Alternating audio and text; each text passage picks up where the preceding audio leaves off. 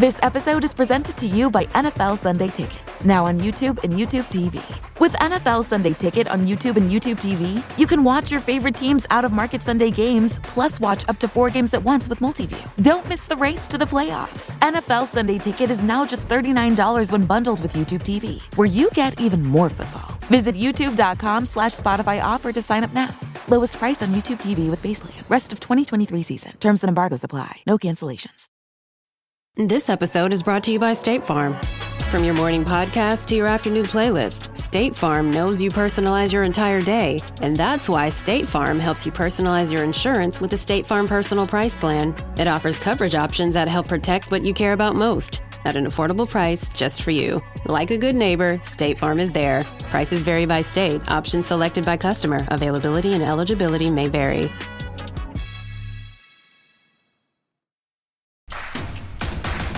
Introducing Royal Caribbean's newest ship, Icon of the Seas, the ultimate family vacation. The ultimate 6 slides, 8 neighborhoods, 0 compromise vacation. The ultimate never done that, can't wait to do it vacation. The ultimate chillin' by a different pool every day of the week vacation. This is the Icon of Vacations. Icon of the Seas, arriving in 2024. Book today. Come seek the Royal Caribbean. Ships Registry, Bahamas.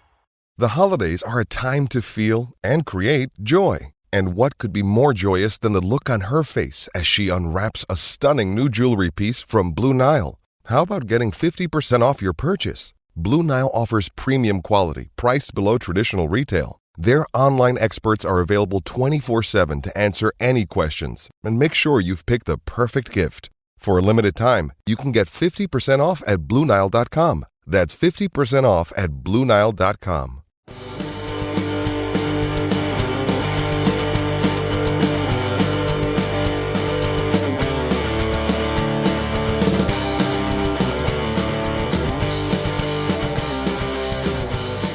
Back at it again with another Shades of Blue.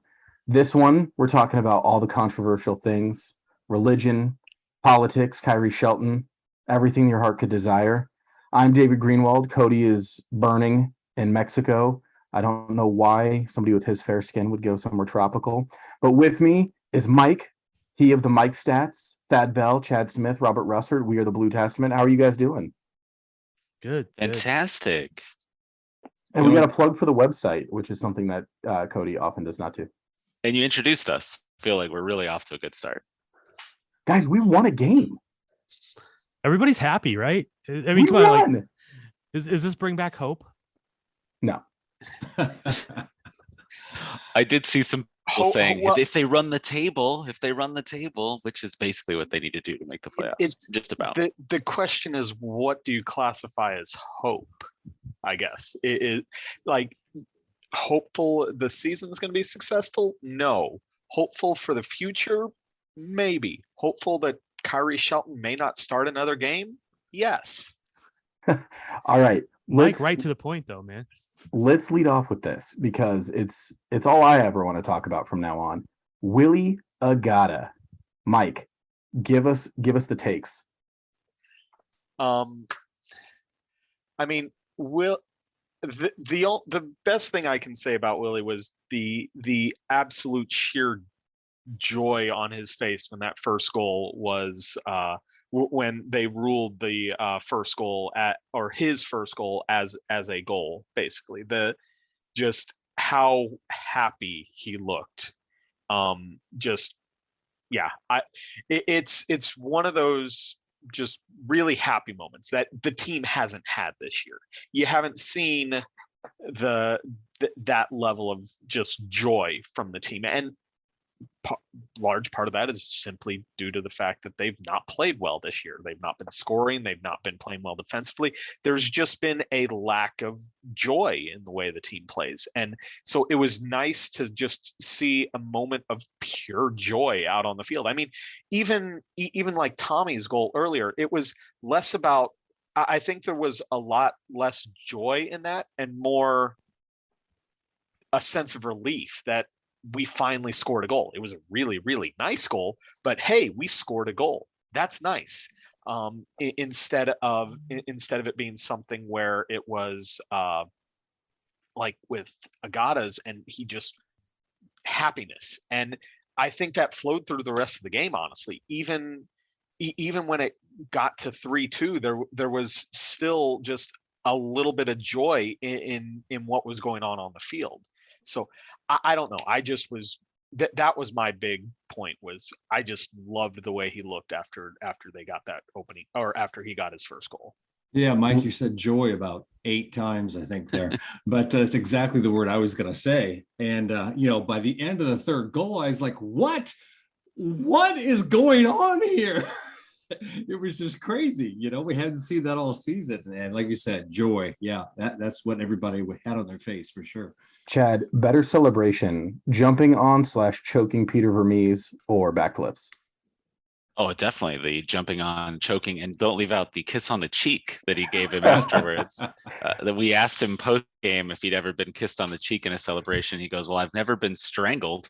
He came running at me, and he did tell him that he told the coach, he told Peter he was going to jump to his arms, but he just needed to drop that water bottle and embrace it. I don't. Somebody said on Twitter or our comments or something that Peter's not a hugger, and it looked about like it. Like he didn't look comfortable with like this man leaping into his arms.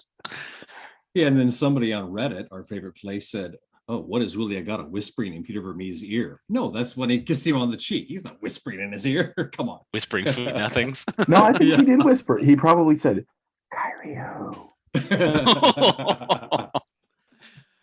Did you see the team put out? They kind of feel like Cody's going to be bitter about this. They said, "I got a good feeling," and they put out some stats from Agada because he's been saying "I gotta go," which I've been adapting into "I gotta goal," and so I got a good feeling, and there was a lot of very high stats for attacking runs, 27, 16 sprints, almost 92% passing actually. Oh yeah, and he scored a brace. So. And he made bench of the team of the week. Yeah, only the bench. I was like, what did these other MLS teams do? I did see it was the highest scoring week in league history. Yeah, it was going to take a lot for anybody to make team of the week this week with as many goals as there were. 57 on Saturday, and I think you add the 3 on Friday night, and it was 60 goals in this game week. So it was going to take a lot to get team of the week honors this week. All right. So if I can play pessimist, and I want to go to you, Thad. As great as it was to see 2 goals go in, he also had the one-on-one with the keeper where he rounded him and had a shot saved off the line. His first goal, he kicked it into the keeper 3 different times, and just by the grace of VAR and not goal line technology, they counted. And then again, he had to be subbed out early due to cramping. Is there anything to worry about with Willie? Was this a one-off? What are your thoughts, Thad? I don't expect him to score 2 goals every game, man, but I'm not too worried about the cramping because, like, if he scores 2 goals and goes off with cramps in the 70th minute, who gives a shit, quite honestly? I would be all in favor of that formula going forward, but I'm not too worried about it. He'll get used to it. And the fact he cramps is because he ran so damn much.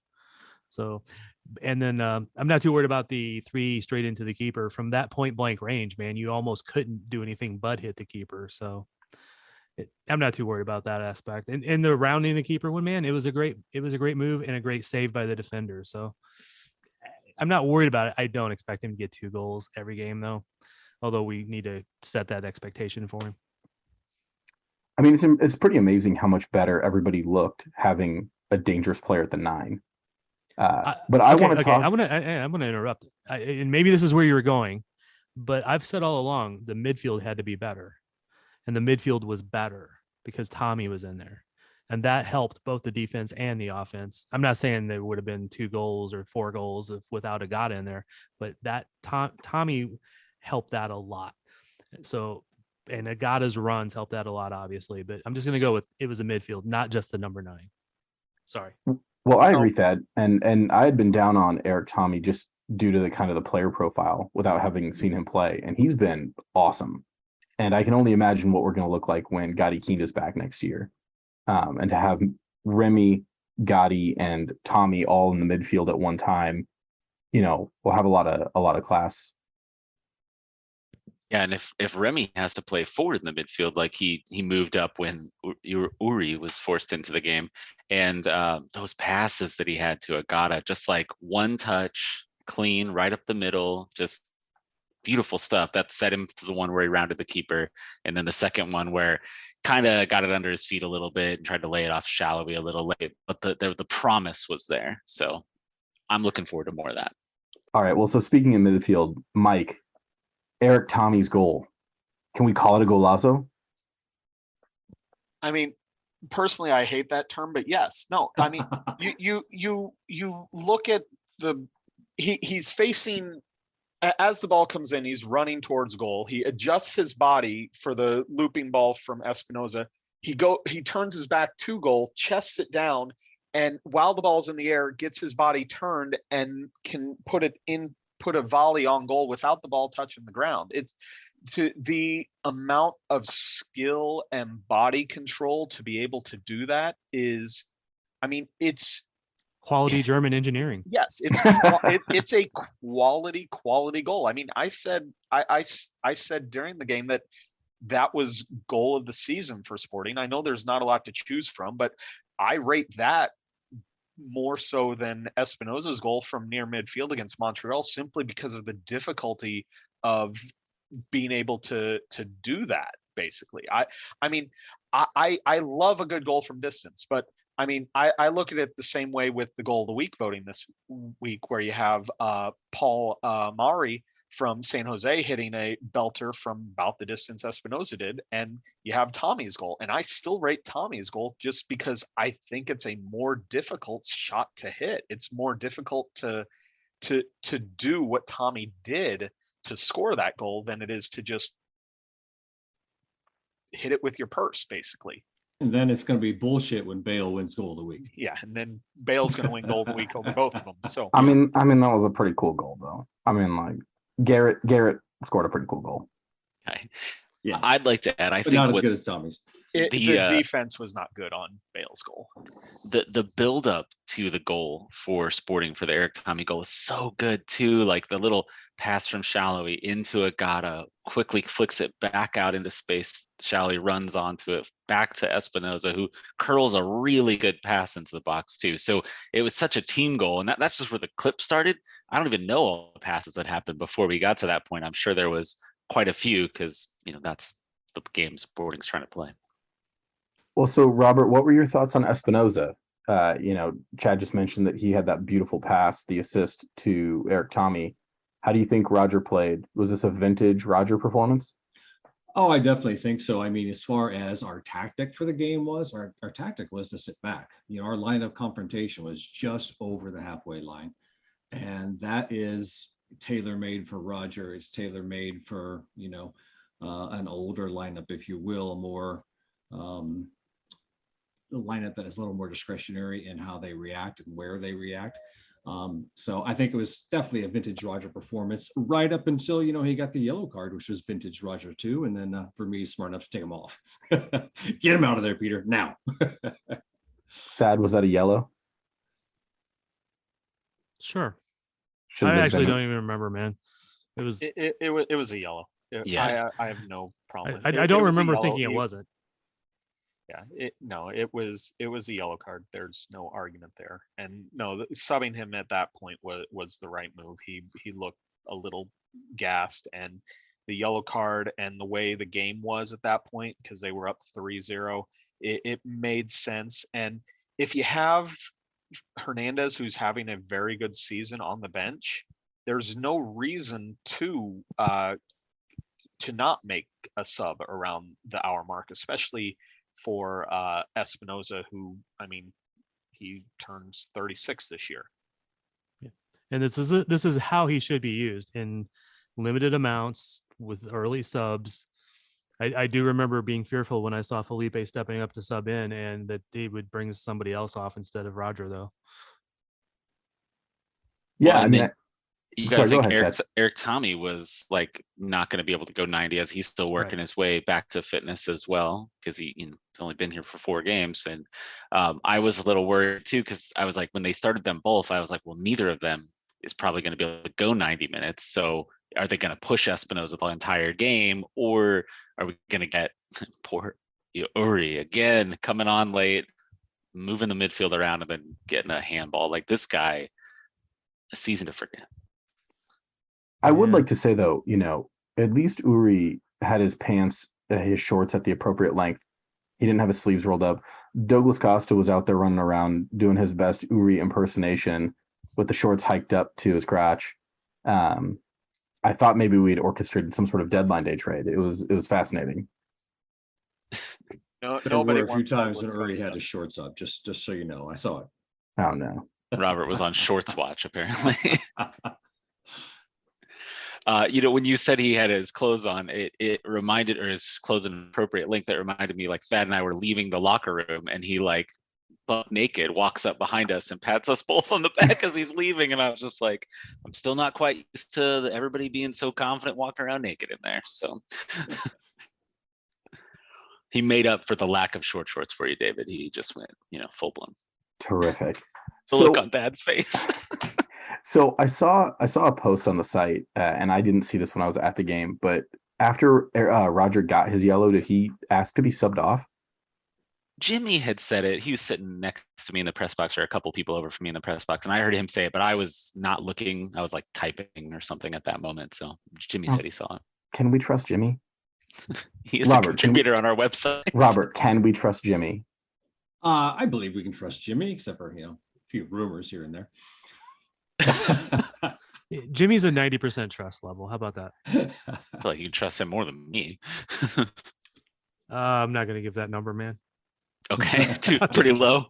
All right, so I want to talk about the last goal before we talk about the defense. So Daniel Shallowy, just an absolute, I don't even know what to call it. I want to call it a poacher's goal, but I mean, I don't even know if that's the right terminology for it. Robert, what would you call this? Well, okay. I'm writing an article, and I'm going to have this as part of my article, but on what website? On thebluetestament.com. Thank you. Agada's run, though, he was in the middle of the pitch. He was between two defenders, but as Shallowy received the ball, he makes the smart move to the back post, the back of the defender. And that's such a smart move because, number one, the angle for Shallowy to play the ball if Agada was in the middle, very, very difficult. Number two, obviously, that gives Agada more time to get to a cross, to go straight across the box. So very smart move by Agada there, maybe just a natural goal scorer's movement. He didn't even think about it.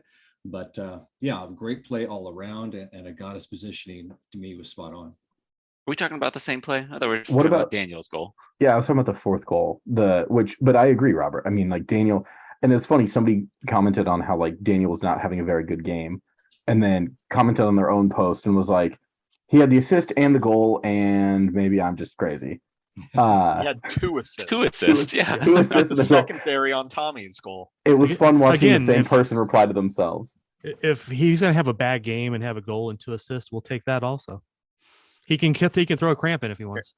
I'll go in on the Shallowy goal. So that not a poacher's finish, but an opportunistic goal, because you see was that Arroyo? Was he the defender on that? I couldn't remember which one of you is getting a fine, by the way. One of you said that wrong.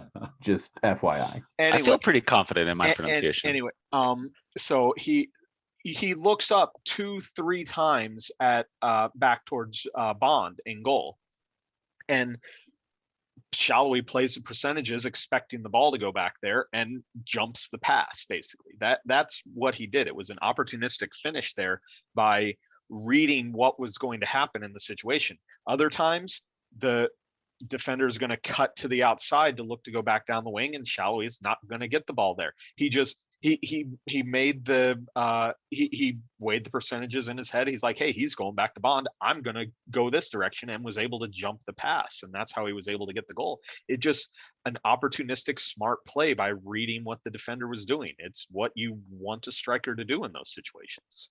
Well, let's talk about the finish itself. I mean, that was a classic Shallowy finish. Not a whole lot of space. He thread the needle. That's classic Yeah, just Shonley. thread the space with power and beat the keeper with pace.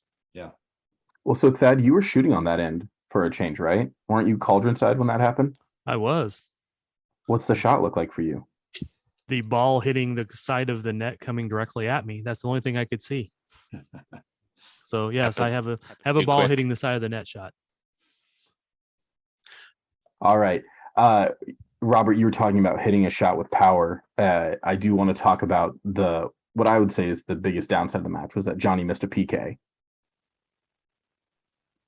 What were your thoughts? What were your thoughts First on one, Michael, you said about pace, and then the first one you said, Mike, on your Mike stat that Johnny has missed for us.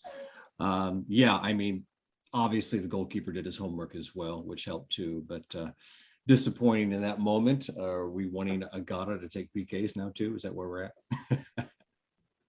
I'm not sure that I'm there. I mean, Russell, how many? I don't know. Mike could probably tell us. We got to do a Mike Hey, said. it's the Agada train. Man. How Come on. many PKs has he made in a row before that? He was 7 for 7 in that includes shootouts before that miss. Mike stat? We're gonna get a professional voice recorder to do that little thing there for you, Mike, so that whenever you're on or wherever we pull some stat from one of your articles, we can do exactly that. Are you gonna? Is that okay? Or are you gonna be embarrassed? Works for me. So did Bond just get lucky and guess right, or did Johnny have a bad take, or was it a combination? Combination. Johnny tends to go to his right, the goalie's left. So Bond, if he does his homework, knows that's where Johnny's going to go. And Johnny just didn't hit it well. He put it at a very savable height and didn't get it far enough into the corner that Bond wasn't going to be able to get there. So combination of the two, just good goalkeeping, good research, and a poor penalty kick. Yep. And even if it wasn't on good the ground, research, even if it wasn't good research, he went the right way. And I think this is exactly where Chad was going. He didn't put it on the ground. He didn't put it in the top. He put it at right the level that a decent keeper can reach if they guess right. Yeah, exactly. So can we talk Sorry, about Chicharito's PK? Sure. I mean, Tell us about it, Robert. that was a good penalty kick. He It put was, it high, but his high approach was very obvious though. He really rounds the ball to the left side. It's pretty clear where he's going to go. Pulskamp initially guessed the right direction, and then I guess he second guessed himself, trying to fake out Chicharito. I don't know what he was doing, but very clear to me where Chicharito was going there. If we'd have had you in goal, man. You know, I like Pulskamp, and he's so young and has so much room to develop and grow. But for sure, watching him try to save PKs makes you really appreciate what we've had with Tim over the years. Tim needs to take him aside and do a lot of PK work with him, because I think of the 6 now, counting the shootout in Sacramento. I'm not sure he's gone the right way. I'd have to go back and watch the Sacramento one again, which I don't want to do, so I'm not going to. But he's not gone I would say if he's gone the right way, he's gone maybe once of the 6. He's gone the right way. The PK's gone. I don't know if he's not reading it well or he's second guessing himself right now, but he's not looked great on penalty kicks so far. And Chad, I see you raising your hand, and I'll come back to you. But Mike, I have a question, because you were a keeper, right? Yes. You played collegiately. Collegiately, I moved to the field, but yeah. Okay. Well, so can you walk the listeners through who want to hear this on what the strategy is on, what you're looking for when somebody's taking a PK?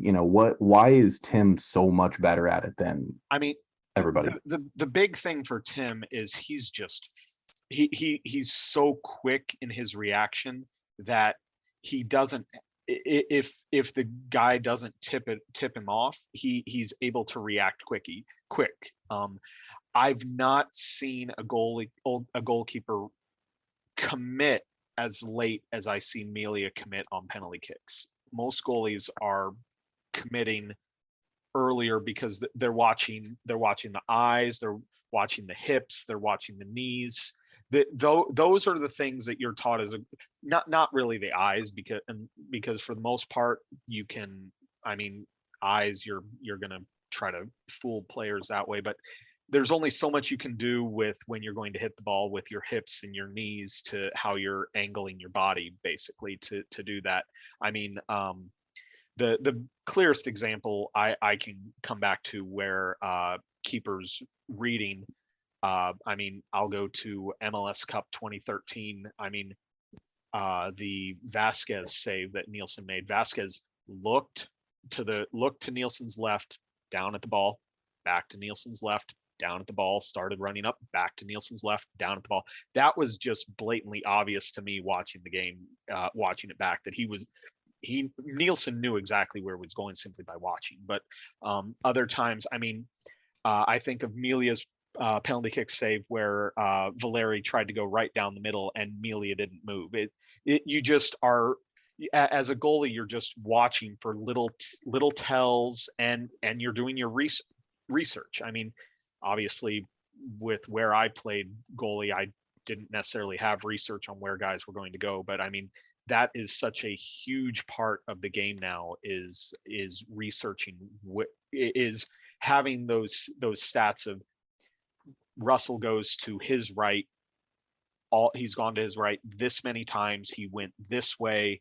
And I mean, if you go back and even watch, MLS posted a video, I think in early 2014, that looked back on the PK shootout in MLS Cup 2013. And they had Nielsen and Raimondo talking about it.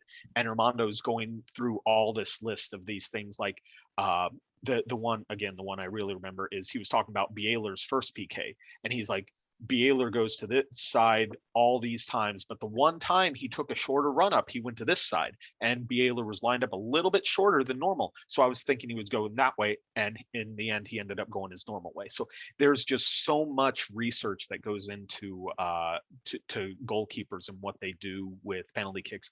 And like I said, it then comes down to just reading the player, because in the end, that's what you have to do. Guys have their preferred location, but you got to be able to read kind of what they're going to do as well, or else you're not going to have a chance. And what I wanted to add, and I think that's really good insight, Mike, because I've never played goalkeeper. It sounds terrifying. It's not a plan I want to take up. But what I wanted to add is MLS Next Pro has been kind of unwatchable, but at the beginning of the season, I was trying to watch it, and you all probably heard, if it's a draw at the end of regulation, they do penalty kick shootout. In the opening game, at the second game, I think it was the opener, Pools Camp gives up all 5 PKs to the Rapids 2 players, mostly, either backups or second team guys. So there is something to, he needs some studying. But Thad and I were talking after the game. I don't know if you all remember, a few years ago, there was that article in The Athletic that was talking about how Raimondo, this guy chased Raimondo around. He's trying to figure out Raimondo's secrets to how he stopped all these PKs. And it's all about like the way the guys place the ball, the way their hands are angled or something along these lines. And ever since that article, Milia's given up a lot more PKs than he used to give up. And I have to think he was using the same technique that Raimondo was using, because, he used to be Nick's backup. Mike's digging into the stats. I can already see it. He's like, how many has he given up? He's pulling up the spreadsheets. That's where I'm going. I was pulling up my stats on penalty kicks. I won't waste the time. You guys can move on, but I'm curious myself. Well, so we've spent a lot of time talking about the offense, and we had, I think, an expected goals of 3.1. But the defense, we gave up 2, one on a PK, one on that had initially been called as offsides and got overturned by VAR. But the defense looked good. And I was very surprised by that, because we ran out the oldest guys we could find to play defense. Chad, talk to me about what did I watch? How did I watch Ben Sweat and Graham Zusi put in a good shift? Yeah, honestly, I'm a little unsure myself. I've probably been the most down on Ben Sweat person all year. And the whole game, I was like, gosh, he's playing really well. Maybe he just needed a run of games. He just needed some minutes. And then all the late fallings apart, I kind of ended up wanting to blame Ben Sweat for it all, because one, he keeps onside for the Chicharito, who gets the goal. And then on the last one, he's so wildly out of position while his team doesn't have the ball. He's like up playing central midfield or something instead of left back. And then they just play into that space behind him, which leads to the pass that leads to the handball. I mean, that's a few connections to blame Sweat for that. I think you wanted me to be positive, but I couldn't stop myself. I still ended up being negative. Yeah, I don't think Sweat had that great of a game as everybody was saying. There's also another moment where he's literally running in circles trying to defend in our box, and none of it works. But I mean, if you really look at the game, the Galaxy had some really good buildups into our box, and we had a fair amount of emergency defending, if you will, one-on-one defending that we had to get right. And if we didn't, probably would have been a goal. So I don't know if the defense was that fabulous. Just in the moments it had to be, it was. I mean, we only had 3 block shots, and the Galaxy only took 6 shots. So that's part of And that. Pulskamp only had 1 save. But the thing I thought that was really interesting, and I'd be curious to hear your guys' thoughts. We had 14 or 15 goals called back against Austin for offsides, and we kept drawing LA offside. LA, I think, was called offsides 5 times, and Chicharito was visibly frustrated and was kind of throwing a temper tantrum in the second half every time the flag went up. I mean, are we just getting lucky, or are we deliberately playing an offside trap now? I think it's more of how those teams are choosing to play. I mean, they both teams played a higher line. That is. And with that, I'd have to go back and look at the stats to see where they compare league wide. But I know we, for example, don't play a high line, and we're rarely ever called offside, basically. So I think it comes down to more the style that LA and Austin choose to play compared to how we play, for example. Yeah, I think that's got a lot to do with it. And I think, but I also think that we have with the veteran back line, they were maybe able to do it a little bit better than if you'd had a younger back line out there. You don't talk about Robert Volliter like that. I want to talk about my favorite play of the game.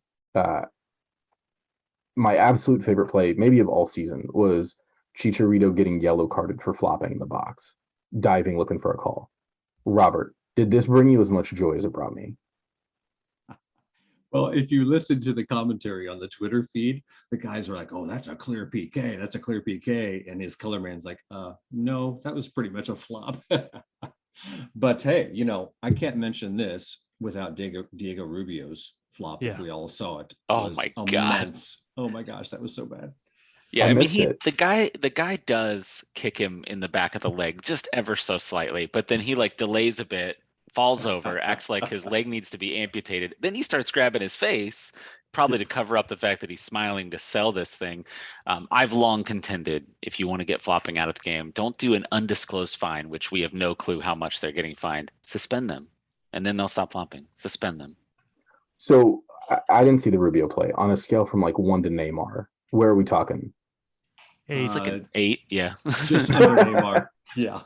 he didn't roll for 25 feet afterwards. But To be fair, he wasn't really running to have the momentum that Neymar would have for that much of a roll. But Neymar didn't have that much momentum. Oh no, okay. Yeah. Guys, it's a World Cup here. I'm so excited to watch Neymar roll around in the desert. This is gonna be great. Hope he gets sand fleas. Oh my God. What have we missed? What do we need to talk about, guys? All right, and we're running out of time, man. We just got a couple Kansas minutes. City Current. Right. 5 minutes, boys. 9 unbeaten, 6 wins, 3 draws. Maybe the best they've looked all year until they did give up a late goal, as they want to do. Robert, your thoughts? I actually watched the game. I just want to put that out there. Wait, did you watch the game like Cody watched the game? So you didn't actually, or and it's just virtue signaling, or did you actually watch this game? 75% of it I actually watched. 25% I was doing something else. I was on the background, but still. So Chad, where are the Current at in the table? Now I have to look it up. They were fifth as of the end of that game. Okay, yeah. They're still fifth. They're I think 3 points out of first, and I mean everybody in between them is just 1 or 2 points. So they could leapfrog at any time with the right results. And they have 8 games left, 4 at home, 4 on the road. Only 2 games against teams above them. One of them being the first place team, one being a team that's either right above them or 2 above them.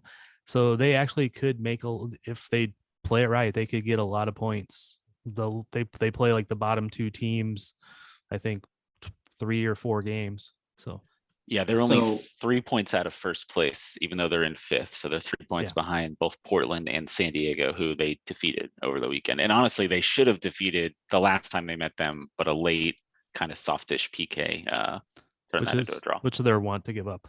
Yeah. There was a transfer rumor that we were in on a player, right?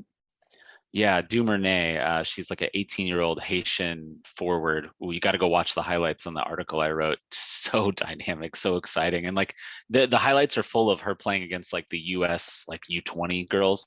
But then in this last the CONCACAF W Championship, she was playing for the full senior team, and she was putting the senior team U.S. backline under pressure. Like if she had anybody on her team that could really step up and help her, they may have given up some goals because she was just all over them.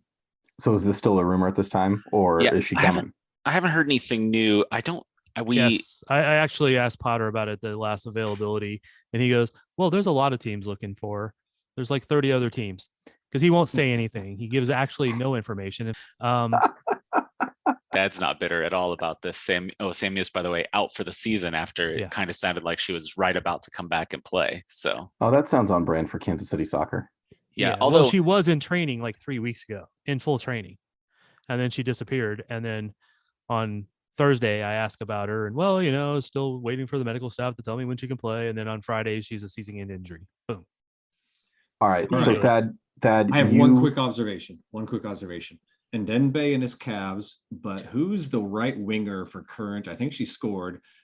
Lanky legs, long legs, and puts her socks above her knees. Who is that? CC Kaiser. CC Kaiser, Okay, KC native. yeah. I don't like commenting. I don't like that our podcast is commenting on women's bodies. This is I think this is how we get canceled. Socks above her knees. This is how we get canceled. That's interesting. Thad, who are you interviewing tomorrow? Peter, Roger, and Zusi, hopefully. So are we gonna have a pod with Roger and Zusi maybe? No, it's just a regular interview availability stuff. Cody took the board with him. If he'd left the board, I would have tried it. Gotcha. He took the board to Cancun where he is by himself. Well, he's holding it up around his neck to help draw on the rays. And we have 1 minute. All right. Well, 1 minute left. So let's get plugs in. We are the Blue Testament. Please go visit us. If you like the podcast, rate and review 5 stars. If you don't like the podcast, you can tweet at that Cody though. That's that CODYTHO. Thad, what's your Twitter? I forget. At the back post. Good Lord. Chad? At play for 90. Mike? At down the byline. Robert? At SPKC Life. And I don't have Twitter because I think that would be negative for my mental health and well-being.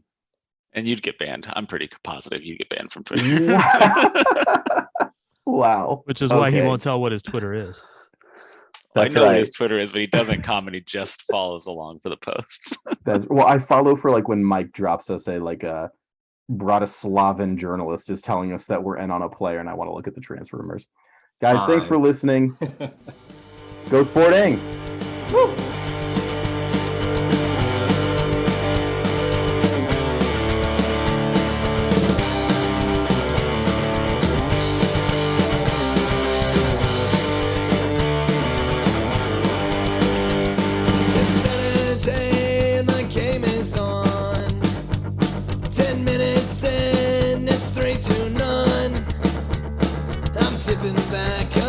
Can. I don't give a damn if it's 9 a.m. My football team's got me drinking. My football team's got me drinking.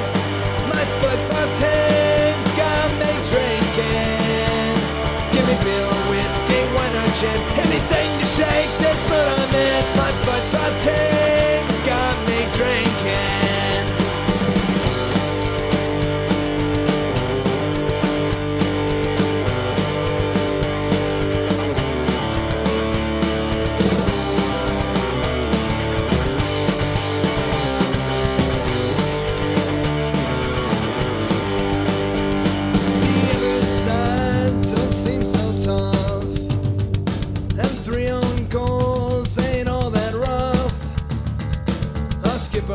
Just been sent off. Supporters strong have all gone soft. My football team's got me drinking.